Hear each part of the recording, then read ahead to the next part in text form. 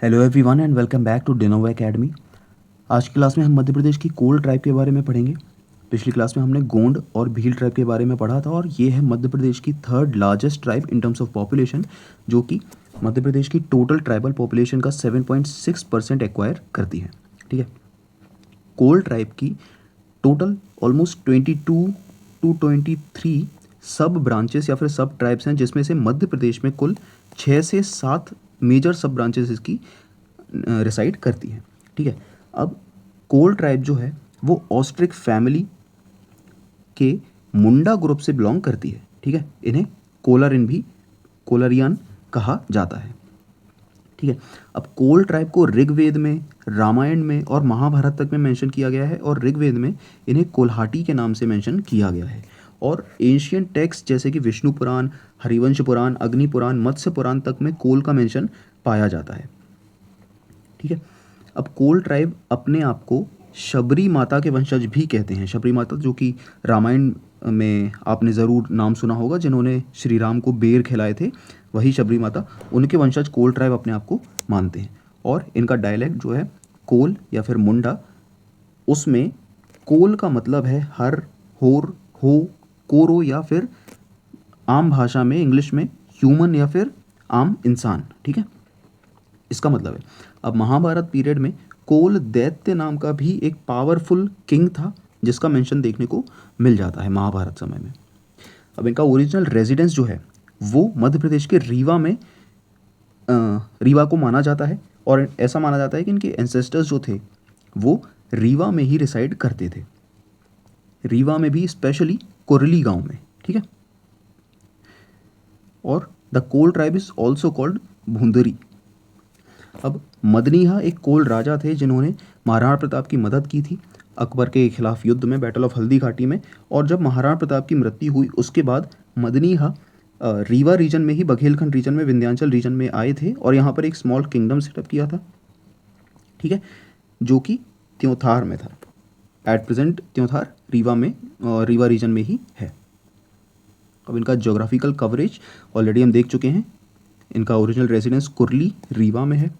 ठीक है, और मेनली ये बघेलखंड रीजन में ही रिसाइड करते हैं मध्य प्रदेश के। ठीक है, यानी कि मध्य प्रदेश के ईस्टर्न रीजन में। ओके, उसमें भी रीवा, सीधी, सतना और शहडोल। अब इनकी सब ट्राइब्स ऑलरेडी हम देख चुके हैं, 22 इनऑल हैं और मध्य प्रदेश में 7 इनकी मेन सब ट्राइब्स पाई जाती हैं, जिसमें से इम्पॉर्टेंट है रौतिया, रौतले, बिंज, बोरवार, मवासी, ठाकुरिया और रजवरिया। ठीक है, अब इसमें जो गोत्र है, कोल ट्राइब का जो गोत्र होता है उसे कुर, करी, कुल या फिर बान कहा जाता है और मेजॉरिटी ऑफ ट्राइब्स में गोत्र को कुर कहा जाता है। ओके, अदर सब ट्राइब्स ऑफ कोल जो कि सतना, शहडोल, रीवा, सीधी, जबलपुर में रिसाइड करती हैं।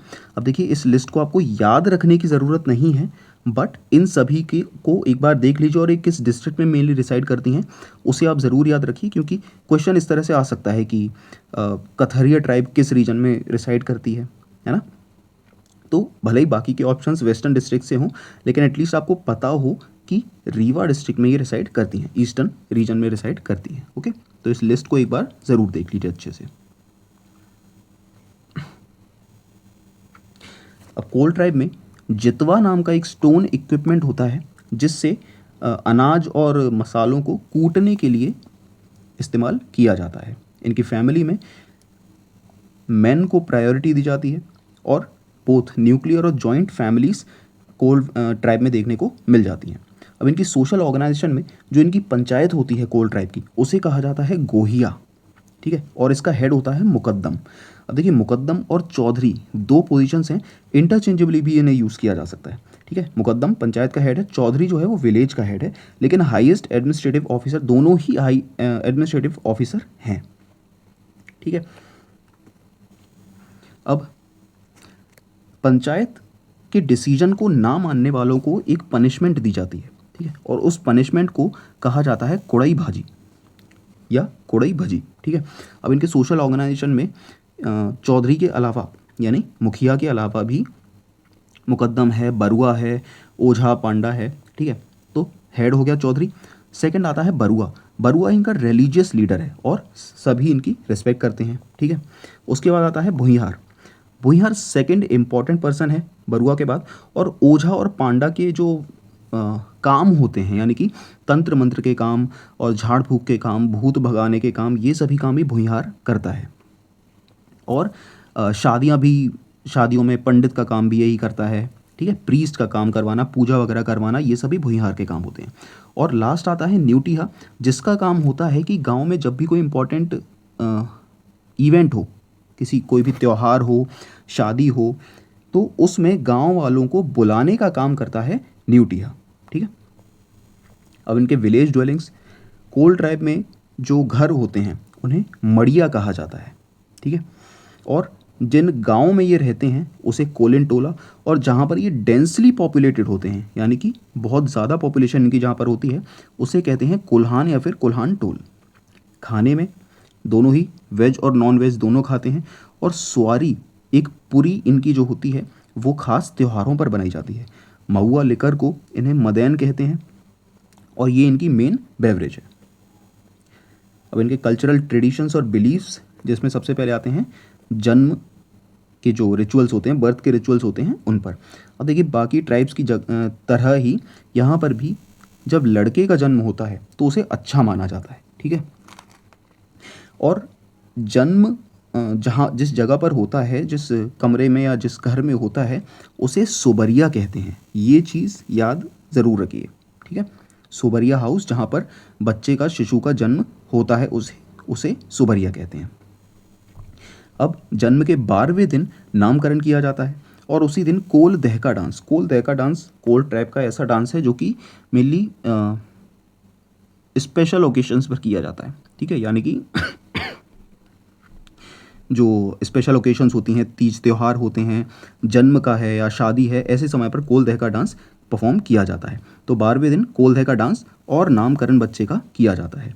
मुंडन सेरेमनी 3 साल के बाद की जाती है और उसके बाद रामनवमी या फिर बसंत पंचमी पर भी मुंडन सेरेमनी कंडक्ट की जाती है। अब कोल ट्राइब में मैरिज कस्टम्स कैसे होते हैं, किस तरीके की शादियां होती हैं, उनके बारे में देखते हैं। सबसे पहले कोल ट्राइब में पॉलीगैमी प्रैक्टिस की जाती है, यानी कि having more than one wife, okay. Bride price prevalent नहीं है।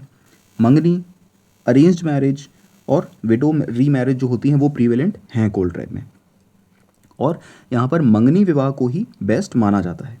इसके अलावा राजीबाजी में लड़का लड़की एक दूसरे को पसंद करते हैं और घर से भाग जाते हैं, फिर उनकी शादी करा दी जाती है। लामझाना लामसेना हम ऑलरेडी देख चुके हैं, जो सेवा विवाह जैसे कहते हैं, लड़का अपने इन लॉस के घर पर रहता है, उसे लामसेना विवाह कहते हैं। अब मंगनी में क्या होता है, लड़के के जो घर वाले होते हैं वो अपने रिश्तेदारों के साथ, दोनों ही तरफ के, मैटरनल पैटर्नल यानी कि माता और पिता दोनों की तरफ के रिश्तेदारों के साथ लड़की के घर जाते हैं और लड़की के घर एक रिश्ता प्रपोज करते हैं, ओके। अब लड़की का जो पिताजी होते हैं वो कंसल्ट करते हैं अपनी फैमिली और विलेज एल्डर्स से और फिर डिसीजन करते हैं। जब रिश्ता पक्का हो जाता है उसके बाद लड़की के जो पिताजी होते हैं वो घर आए मेहमानों के पैर धोते हैं और इस प्रथा को कहते हैं गोड़ धोवा।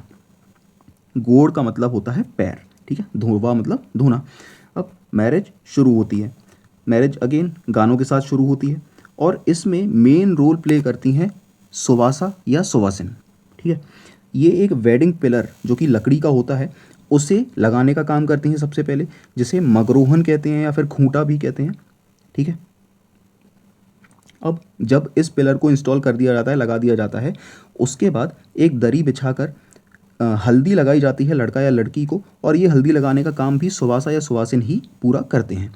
अब अगर एक औरत अपने पति को छोड़कर दूसरे आदमी के साथ रहने लगती है तो उसे पंचायत पनिश करती है और इस पनिशमेंट को कहा जाता है, पंचायत की पनिशमेंट को हम ऑलरेडी देख चुके हैं, कोड़ई भजी, ठीक है। अब विवाह जो स्तंभ होता है, जो पिलर होता है, अभी हमने देखा था, उसके और भी नाम हैं, यानी मगरोही, मगरोहन खाम, साजन मूढ़ा या गौरा खूंटा, ये उसके अदर नेम्स हैं। अब इनमें डेथ राइट्स कैसी होती हैं, मृत्यु के बाद जलाया भी जाता है, दफनाया भी जाता है, ठीक है।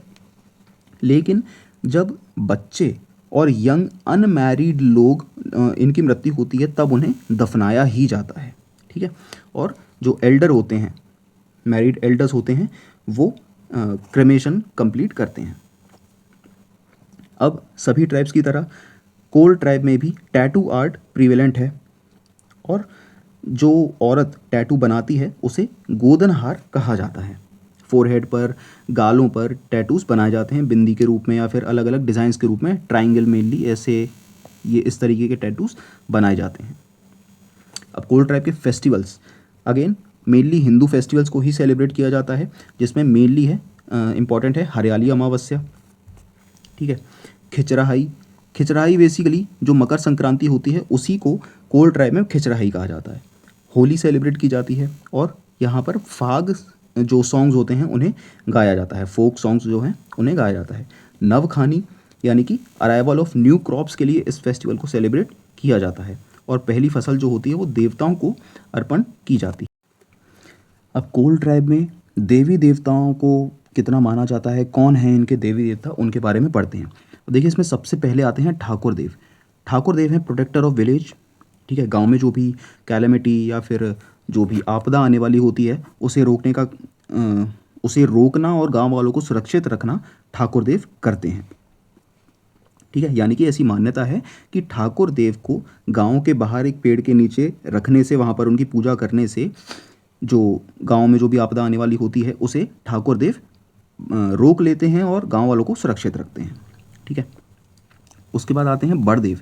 बड़देव आपको ऑलमोस्ट हर ट्राइब में देखने को मिल जाएंगे, और बड़देव को ही महादेव कहा जाता है। बड़देव या बड़का देव, इन्हें महादेव को ही कहा जाता है, और इनकी पूजा की जाती है साल में एक बार। उसके बाद अहीर बाबा। अहीर बाबा बेसिकली अहीर कम्युनिटी के देवता हैं, ठीक है। उसके बाद घासी घमसान, जो गांव वालों को डिजीज़ से बचाते हैं, जो भी बीमारियां होती हैं उनसे बचाते हैं। सन्यासी देव और वनस्पति देवी और शारदा माई मैयर वाली।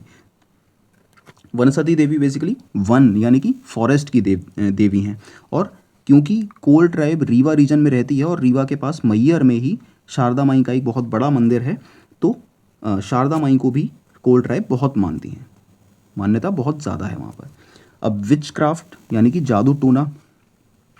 कोल ट्राइब जो है वो सॉर्सरी और मैजिक में बहुत ज़्यादा मानते हैं, यानी कि जादू में बहुत ज़्यादा मानते हैं, और भुइहार, पंडा, गुनिया, ओझा ये सभी होते हैं एक्सपर्ट मैजिक्स में, मैजिक और सॉर्सरी में। तो ये जो मैजिक और सॉर्सरी का जो काम होता है, झाड़ फूक का काम होता है, तंत्र मंत्र का, वो सब यही लोग परफॉर्म करते हैं, ठीक है। अब कोल ट्राइब के इंपॉर्टेंट डांसेस, जिसमें से सबसे इंपॉर्टेंट है कोल दहका, और हर खुशी के मौके पर कोल दहका डांस परफॉर्म किया जाता है, यानी कि बर्थ पर, एंगेजमेंट पर, शादी पर या किसी त्यौहार पर कोल दहका डांस परफॉर्म किया जाता है। इसे कोल्हाई डांस भी कहते हैं। नेक्स्ट आता है कहरा डांस। अब कहरा डांस को कहरा कहते ही इसीलिए हैं क्योंकि इस डांस में एक रिदम होती है जिसे कहरवा कहा जाता है, और इस रिदम के नाम पर ही इस डांस का नाम पड़ा है, जिसे कहरा डांस कहते हैं। अब कुछ इंपॉर्टेंट सॉन्ग्स, जिसमें सुहार सॉन्ग्स आते हैं जो कि बच्चे के जन्म के समय गाए जाते हैं। मैरिज सॉन्ग्स में आते हैं गारी, सुहाग, सजनाई, लावन परोसन, ये सभी इंपॉर्टेंट मैरिज सॉन्ग्स हैं।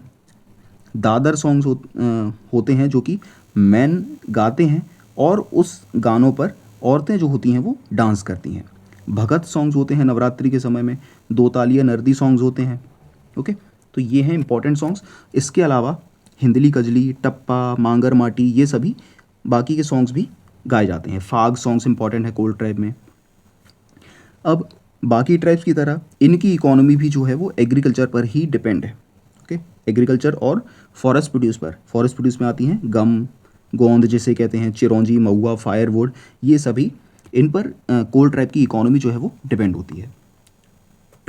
अब इनकी लैंग्वेज और डायलेक्ट।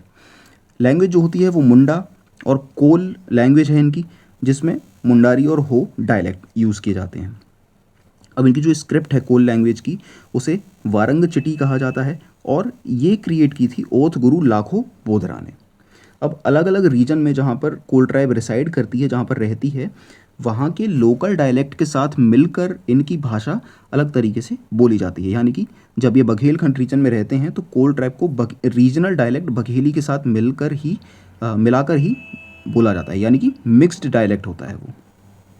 अब कोल ट्राइब में पहेलियाँ और कहावतें बहुत ज़्यादा पॉपुलर हैं, ठीक है। इनकी जो पहेलियाँ होते हैं उन्हें किहनी या कहानी कहा जाता है और कहावतों को उखान या कहानौट कहा जाता है, ठीक है। स्टेट लेवल कोल ट्राइब डेवलपमेंट एजेंसी जो है वो 6 जून 2011 को बनी थी और ये कोल ट्राइब के इकोनॉमिक, एजुकेशनल और सोशल डेवलपमेंट के लिए बनाई गई थी, ओके। और डिस्ट्रिक्ट लेवल पर इस काम को करने के लिए कोल ट्राइब डेवलपमेंट सेल बनाए गए हैं जो कि कोल डोमिनेटेड डिस्ट्रिक्ट्स में काम करते हैं, ओके। तो ये थी आज की क्लास जिसमें हमने कोल ट्राइब के बारे में पढ़ा। बहुत ही शॉर्ट फॉर्म में है और सारी इंपॉर्टेंट इन्फॉर्मेशन इसमें आपको देखने को मिल जाएगी, ओके।